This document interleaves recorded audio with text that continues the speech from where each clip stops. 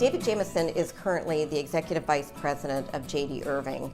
He has in fact been involved with the Irving companies for most of his career. He started working with them as outside counsel and then went to work with them as their Chief Legal Officer in 1978. From the time I arrived here, of course, he was up on the 12th floor and I was working in the tombs of the building, and he was always accessible. You know, it didn't matter what he had going on. If I needed assistance to help me resolve an issue, his door was always open. The worst thing that can happen to a courtroom lawyer is to learn about the bad points when you're in the middle of the case. With David, you got to know them early on. You got to discuss them. And David would have wonderful ideas about how these points would be answered.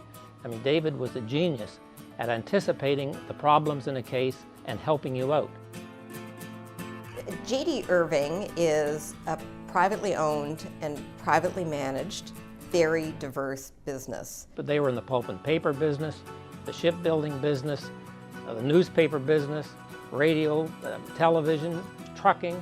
So he had to learn a lot about all sorts of different businesses. He appreciates that legal risk at the end of the day may be simply another business risk.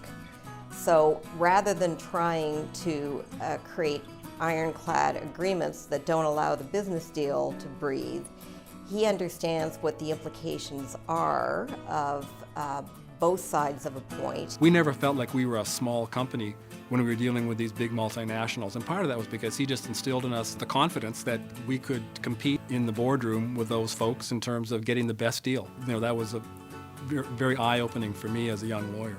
The role of trusted advisor is such an important role, but also a very difficult distinction to achieve. And if there was something above being a trusted advisor, then David's service, I think, renders him in that unique stratosphere, because he is absolutely the gold standard, in my view, as corporate counsel. One of the most interesting, I think, projects in which David was involved was the frigate program, which saw J.D. Irving, the shipbuilding side, building 12 frigates. I think it was the largest military contract of its time. Having participated in hundreds of meetings with David during the patrol frigate program, I watched him run that delicate balance of sort of respecting the contribution of everybody at the table, but still advancing the project. The Irving Whale was a barge that sunk near Prince Edward Island and was underwater for many, many years. And then some of the politicians decided that it was a good idea politically to get this thing raised. It cost $42 million to raise this barge, and that's what the government wanted from J.D. Irving. What they got was $5 million.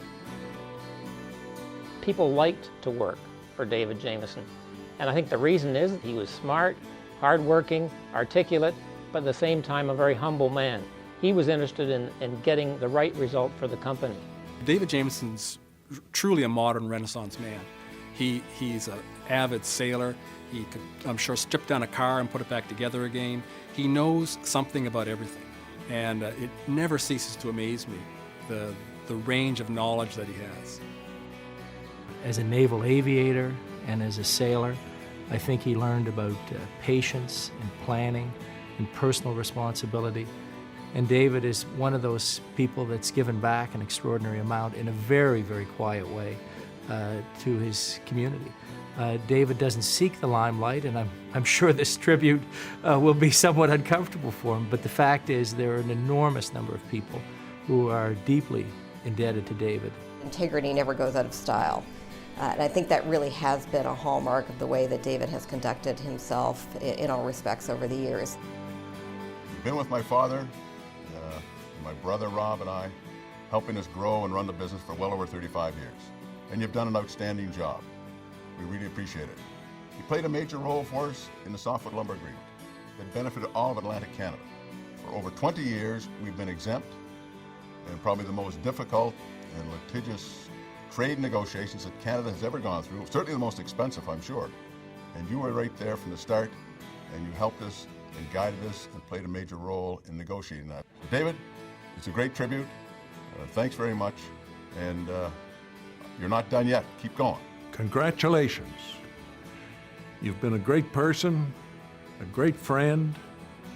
You've had your hand on our tiller in our organization for a long, long time, and you've kept us off many a rocks. We've got into a few storms, and it's with your superb navigation abilities, you got us out of most of them. To be recognized by the legal profession here tonight is a wonderful thing for you. And I wish you all the best, David, from the bottom of my heart.